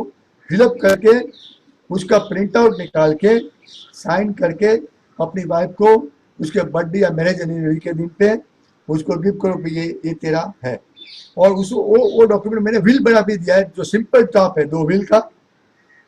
एक व्हील हस्बैंड ने कैसा बनाना चाहिए, एक वाइफ ने कैसा बनाना चाहिए, वो एक सिंपल व्हील बना के दिया है। अगर किसी को कॉम्प्लिकेटेड व्हील बनाना है तो they have to consult their advocate, chart account और मी। यस जिसको जिसका साथ कंफर्टेबल है उसके पास जा सकता है। अगर उसको हमारे पास भी आना है तो हमारे पास भी आ सकते हैं। They are most welcome. जी सर, मुंबई से हमें एक दर्शक ने सवाल भेजा है। वो ये जानना चाहते हैं कि वो आपसे बिजनेस के टिप्स लेना चाहते हैं और जानना चाहते हैं कि कोई नया बिजनेस कैसे किया जाए अभी। पहले तो क्या है कि आप कौन सा बिजनेस करना चाहते हो, आपका बैकग्राउंड क्या है, आपका एक्सपीरियंस क्या है, आपका क्वालिफिकेशन क्या है, और बचपन से आपने कोई एस्पायर रखा है कि मेरे को भी बड़ा बन होके ये बनूंगा और मैं ये बिजनेस करूंगा। वो या तो आपको कोई बिजनेस में कोई जानकारी ली है या आपने कोई सर्विस किया है, जो बिजनेस में, जो इंडस्ट्री में या कोई ट्रेडिंग फर्म में, जहाँ भी आपने सर्विस किया है, जिसका अपना एक्सपीरियंस लिया है, वो बिजनेस आप शुरू कर सकते हो। वो बिजनेस के लिए आपको जानकारी है तो ठीक है, लेकिन एक पैशन होना चाहिए कि मेरे को करना ही है। अगर वो पैशन है और बिजनेस के लिए जो रिस्क लेना है वो रिस्क लेने की उसकी तैयारी है, तो he can come contact me, I will guide him. Because मेरी ऑफिस में, मेरे घर में, मैं हर सैटरडे किसी को भी फ्री गाइडेंस देता हूँ कैसे बिजनेस किया जाए। उसका बिजनेस का कोई प्रॉब्लम हो तो प्रॉब्लम भी हम सॉल्व करते हैं, टैक्सेशन का हो कि जीएसटी का हो कि लीगल हो कि कोई भी, everything we are doing free of charge. कुछ भी पैसा नहीं लेते हैं, एडवाइस इज फ्री, डॉक्यूमेंटेशन का चार्ज होता है। ओके सर, एक दर्शक जानना चाहते हैं, क्या क्या वेल्थ की प्लानिंग छोटी उम्र से करनी चाहिए। हाँ, जितना जल्दी करो उतना अच्छा है। जी बचपन से इवन आप एम्प्लॉय भी है तो भी आपको प्लानिंग करना चाहिए, क्योंकि आप जैसे जैसे आपकी आमदनी बढ़ती जाएगी वैसे वैसे आप फिक्स डिपॉजिट में रखोगे, म्यूचुअल फंड में रखोगे, तो हर जगह पे आप पैसा रखोगे तो उसको प्रोटेक्ट कैसे करोगे, उसको नॉमिनेशन किया कि नहीं किया, उसके लिए विल बनाया कि नहीं बनाया। और जैसे पैसा आप कमाना शुरू करो तो इमीडिएटली आपने एक विल बना लेना चाहिए या तो एक ट्रस्ट बना लेना चाहिए, और ट्रस्ट के नाम पे सब इन्वेस्टमेंट करना चाहिए। या आपको लगता है कि ट्रस्ट बहुत कॉम्प्लिकेटेड, ऐसे कॉम्प्लिकेटेड नहीं है, बहुत सिंपल है, तो भी आप अपने नाम पे करो, लेकिन जहां तक हो सके वहां तक जॉइंट नाम पे करो, आइदर और सर्वाइवर, सो डेट आप नहीं हो तो दूसरा आदमी जो सर्वाइवर है उसको सब पैसा मिल सकता है, बैंक में से वो पैसा उठा सकता है, वो म्यूचुअल फंड, शेयर, अपना कंपनियों में शेयर अपने नाम पे ट्रांसफर कर सकता है, सब कुछ कर सकता है। अगर नहीं किया तो फिर उसको बहुत दिक्कत आएगी, कोर्ट में जाना पड़ेगा, सर्टिफिकेट लेना पड़ेगा, सब कुछ करना पड़ेगा। तो जितना आप जल्दी, क्योंकि जब आपके पास शुरुआत में वेल्थ कम होती है तब आप प्लानिंग करो तो फी भी कम लगता है, और जब आप करोड़पति बन जाते हो तो आपका फी भी ज़्यादा बन जाता है। तो बचपन से प्लानिंग करो तो धीरे धीरे आप सीख भी जाओगे, तो आपको आगे जाके बहुत बड़ा कॉम्प्लिकेशन नहीं आएगा, क्योंकि धीरे धीरे आपका डेवलपमेंट हो रहा है। तो प्लानिंग पहले से ही करनी चाहिए। इवन इनकम टैक्स की फाइलिंग, इनकम टैक्स का प्लानिंग भी पहले से करना चाहिए। The day you start the business you should do tax planning. जी सर। तो किस तरह से लीगली पैसा बचावे। मैंने एक आर्टिकल लिखा है कि it is advisable and desirable to pay tax rather than not to pay tax. क्यों? तो हमने एक टेबल बनाया कि सपोज आपने 1 लाख रुपया में टैक्स नहीं भरा है, आपने 2 नंबर का पैसा कमाया, या तो बार बार कैश में ट्रांजेक्शन किया, या तो आपका बिजनेस में बोगस बिल डाल के पैसा निकाल लिया, या किसी को ट्रस्ट को डोनेशन देके कैश ले लिया। तो ये कैश का आप क्या करते हो? एक कैश आपके घर में जाती है, आप अपनी वाइफ को देते हो, वाइफ को बोलते हो 2 नंबर का पैसा है, उसका जल्दी से जल्दी निकाल करो, जहाँ खर्च करना खर्च करो। वाइफ अपना कपड़े में, फैशन में या ऑर्नामेंट्स में खर्च करती है। बेटा बेटी क्या करता है, अपना कॉलेज फ्रेंड में, स्कूल फ्रेंड में पैसा उड़ाते हैं, या उसका कार स्कूटर जो भी दिला दिला देते हैं, या उसके बाद भी बचता है तो हम पैसा किसी को लोन पे देते हैं, जिसका कोई रिकॉर्ड 2 नंबर का पैसा है, कल उसने हाथ ऊंचा कर दिया तो आपका पैसा डूब गया। और आपको और टेंशन रहता है कि कल कोई इनकम टैक्स रेट डाल दिया, जीएसटी वाला रेट डाल दिया तो हमको लेने से देना पड़ेगा, क्योंकि आजकल तो इम्प्रिजनमेंट भी है और पेनल्टी भी 300-300% है। तो ये सब का टेंशन रखने की वजह, अगर आप टैक्स भर दो तो क्या फायदा है? तो एक तो पहले सब टेंशन चले जाएगा, बेटा बेटी कोई लेविस्टिक पैसा स्पेंड नहीं करेंगे तो बिगड़ने का सवाल नहीं है, और पैसा आपका बिजनेस पे इन्वेस्ट रहेगा तो आपका वेल्थ इंक्रीज होगा। अभी सपोज अपने 1 लाख रुपया है, उसमें आप मैक्सिमम टैक्स भरते हो 33%, तो 33% टैक्स भरने के बाद आपको 67,000 रुपीज बचता है। तो 67,000 रुपीज अगर आप बिजनेस में डालते हो, बिकॉज ऑफिशियल पैसा तो बिजनेस में डाल सकते हो, तो आप हर महीने अगर उसका टर्नओवर करते हो तो 12 महीने में 8 लाख का टर्नओवर होता है, 8,04,000 का। और हर एक बिजनेस में जो मेरे चार्ट अकाउंट जो मेरा 50 साल का एक्सपीरियंस है, कोई भी बिजनेस में 3% से कम प्रॉफिट बताते नहीं है। जो टर्नओवर करते हैं, अगर 1 करोड़ का टर्नओवर तो 3 लाख का इनकम बताते ही है नॉर्मली। कोई 3% ज्यादा बता, लेकिन normally 60 to 70% people are showing 3% of the turnover. अगर आप 3% भी पकड़ो जो मिनिमम है, तो आप 8 लाख का टर्नओवर के सामने आपको 24,000 आप कमाए। 67,000 के सामने आपको 24% करीबन 45% आपको प्रॉफिट हुआ। तो it is better to earn 45% और it is better to pay 33%। Decide yourself. So I request all, जो मेरा ऑडियंस है सबको मैं बोलता हूँ, please pay honestly tax so that government can give maximum facility. अगर हम कंपेयर करते हैं कि हम अमेरिका, यूरोप इतना सारा अपने बेनिफिट देता है, हम टैक्स भरते हैं, तो वो लोग हमारा रिटायरमेंट में सब बेनिफिट देते हैं और हमारे कंट्री को बेनिफिट नहीं है। अभी सपोज आप अपने पास पैसा है तो आप अपनी फैमिली का लुक आफ्टर कर सकते हो, लेकिन आपका पैसा नहीं है तो कहां से करोगे? नहीं करोगे। उसी तरह गवर्नमेंट भी हमारी एक फैमिली है, अगर उसके बाद पैसा कहां से आता है? हमारा टैक्स के रूप में आता है। तो दूसरे कंट्री में, अमेरिका में करीबन 65% लोग टैक्स भरते हैं, यूरोप में भी 60 to 80% लोग टैक्स भरते हैं। तो जब इतना लोग टैक्स भरते हैं तो इतनी उसको आमदनी होती है, इसलिए वो लोग अपने अपने टैक्स पे का पैसा वापस कर सकते हैं। हमारे कंट्री में आज का फिगर भी बताऊं तो 5% लोग टैक्स भरते हैं, और 5% कमाने वाला है और 95% को मेंटेन करना है। कैसे करेंगे? तो भी हमको गवर्नमेंट को बोला किसी भी हालत में हमको इतना सारा अलग अलग बेनिफिट देते गरीब लोगों को, बट अगर अपना कंट्री को डेवलप कंट्री अमेरिका और यूरोप की तरह आगे बढ़ाने का है तो citizens have to become honest and pay their tax honestly. जी सर, टैक्स प्लानिंग जरूर कर सकते हैं, टैक्स चोरी मत करो। जी सर, हमारे दर्शक ताराचंद जी बापना ने एक सवाल पूछा है कि एक सफल चार्टर्ड अकाउंटेंट जिनकी बहुत अच्छी प्रैक्टिस है, उनके सर्विस प्रोफेशन की वैल्यूएशन आप कैसे करेंगे? हम हमारा जो एक्सपीरियंस है और जो हमने दूसरे कंट्री से एक्सपीरियंस लिया हुआ है, वो लोग 100% तो ग्रॉस वैल्यू उसकी वैल्यू पकड़ते हैं। तो मेरा प्रैक्टिस 1 करोड़ का है तो मेरी वैल्यूएशन 1 करोड़ की होगी, उससे ज्यादा नहीं होगी, क्योंकि ग्रॉस है। उसमें मैं खर्चा माइनस करूं तो करीबन 50 to 60% एक्सपेंडिचर होता है ग्रॉस प्रैक्टिस के सामने, तो उसको ऑलमोस्ट इट इज ट्वाइस और 2.5 टाइम्स उसका नेट प्रॉफिट का उसको गुडविल उसका पैसा मिलता है वैल्यूएशन का। तो valuation is not more than, in my opinion, more than 100% of the gross practice. Business का वैल्यूएशन अलग होता है क्योंकि उसमें बहुत सारा फैक्टर्स है, हर एक केस अलग अलग होता है, तो हर एक केस के लिए अलग अलग एडवाइस दी जाती है। तो बिजनेस के लिए there is no straight formula, but property के there is straight formula. Gross practice is the only basis to arrive at the valuations. जी सर, कार्यक्रम के अंत में मैं आपसे निवेदन करूंगा कि आप हमारे दर्शकों को अपना संदेश दें और उन युवाओं का मार्गदर्शन करें जो भविष्य में तुर्किया ब्रदर्स बनना चाहते हैं। Sheer hard work, sheer willingness to learn new things, hobby of reading, either online or hard copy of the books. Read the biography, autobiography of a leading businessman all over the world. जैसे for example bill gate है, अपना रतन टाटा है, अंबानी, धीरूभाई अंबानी का story है, Birla group का है India में, तो अदानी का है। तो ये लोग सब लोगों का स्टोरी बायोग्राफी मिलता है। तो वो बायोग्राफी को आप स्टडी करोगे तो उसमें मालूम पड़ेगा कि how they went ahead in their life.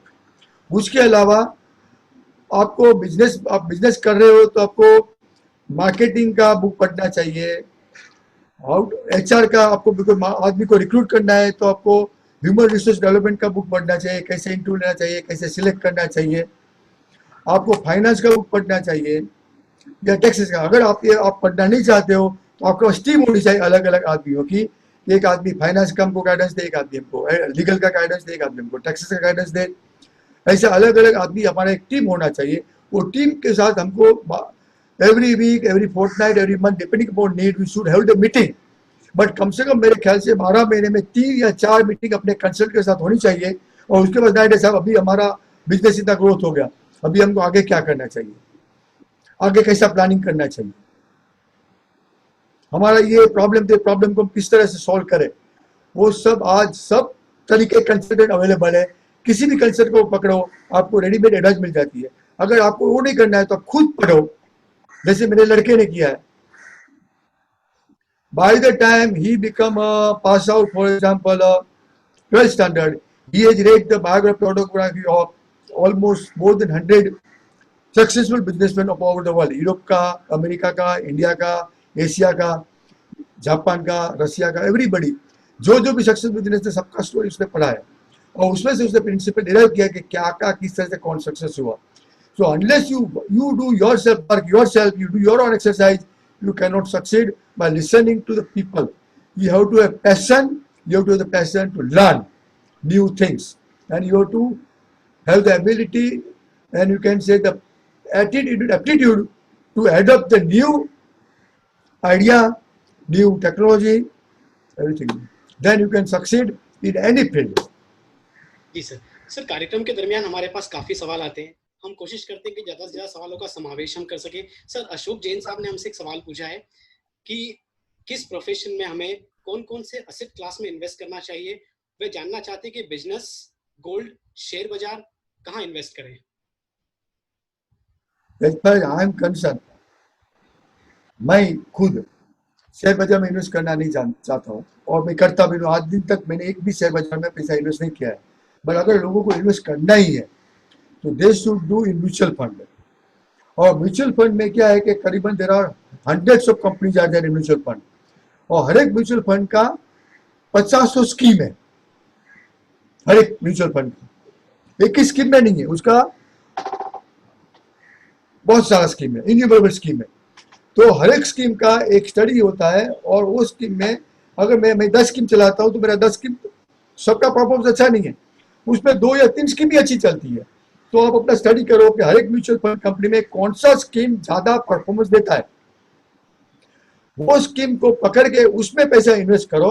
और सपोज आपके पास 1 करोड़ रुपया इन्वेस्ट करने के लिए है तो मैं कहता हूं कि आप 10 या 20 म्यूचुअल फंड कंपनी पकड़ो, उसका जो टॉप स्कीम है, जो ज्यादा अच्छा परफॉर्मेंस किया है, वो स्कीम में अपना स्कीम को डिवाइड कर दो।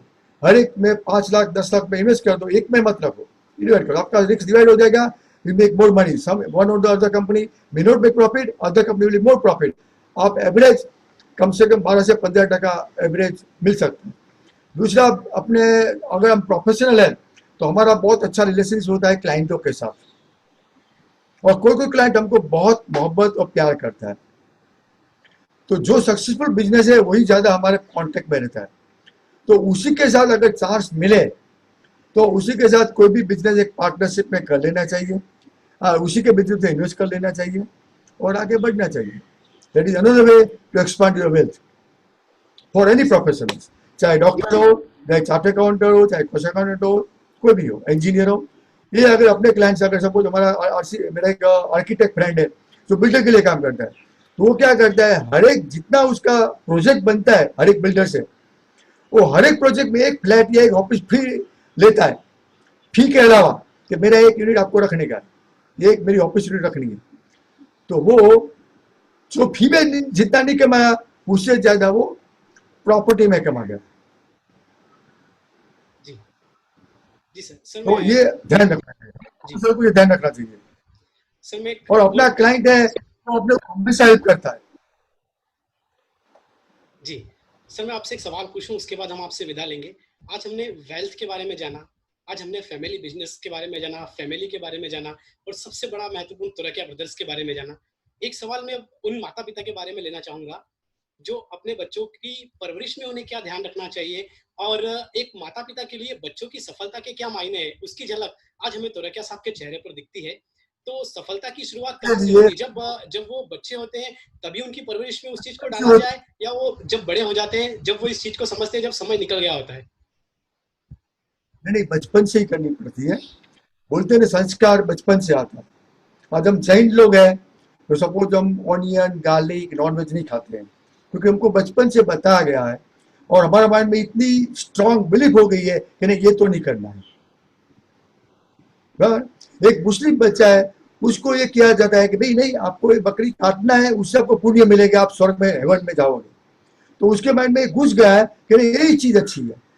तो जो बचपन से जो उसके माइंड में जो आप डालोगे वही स्ट्रांग बन के आगे सक्सेस फॉर्मूला आएगा, जो नहीं आएगा। अगर और दूसरे पेरेंट्स को क्या होता है, वो बोलते हैं तुम तो कुछ नहीं हो, देखो तुम्हारा पड़ोसी, तुम्हारा भाई तुम्हारे से कितने आगे है। Never compare your child with anybody. जी सर। अगर आप रनिंग कॉम्पिटिशन में भाग लेते हो और मैं आपको बोलूं कि आज आपको 21 किलोमीटर की मैराथन में भाग लेना है, आपने कभी भाग नहीं लिया, तो आप ले सकते हो? नहीं लोगे। तो आपको धीरे धीरे करना चाहिए। एक चाइल्ड जो बच्चा है उसको मार्क आता है, सपोज के पास होता है, मान for example is a average students, उसको 45-50% मार्क आता है और पेरेंट्स चाहते हैं कि उसका 80 to 85% आना चाहिए। इसलिए उसको वो टॉन्टिंग करता रहता है, तेरा फ्रेंड देख, तेरी बहन देख, तेरी कजिन देख, तेरा वो देख। वो कंपेरिजन से वो डिप्रेस हो जाता है। उसके बदले आप उसको बोलो कि कॉम्पिट योरसेल्फ, आपको 50% है, नो प्रॉब्लम, अगले एग्जाम में तू कितना परसेंट लाएगा मेरे को बात कर, तू खुद कमिट कर, you make him to commit, self commit. तो वो बोलेगा पापा मैं आइटम में 50 आया है, तो अगले एग्जाम में तो 55 तो आएगा।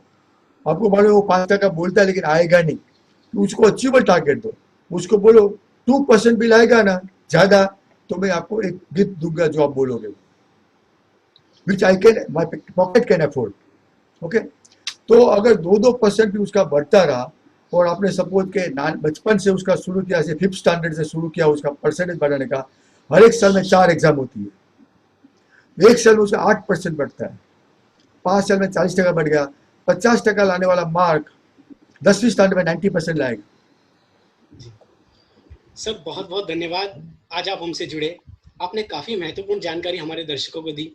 हम उम्मीद करेंगे कि हमारे दर्शक उसका बहुत उपयोग करेंगे। सर, इस कार्यक्रम को शुरू करने का एक उद्देश्य है कि अगर आपके पास कोई जानकारी हो, आपका अनुभव, आपका एक्सपीरियंस किसी के काम आ सके। अगर आपको लगता है कि आप भी तुरकिया साहब से कुछ जानना चाहते हैं तो आप हमें लिखिए knowledgeinfomedia@gmail.com पर।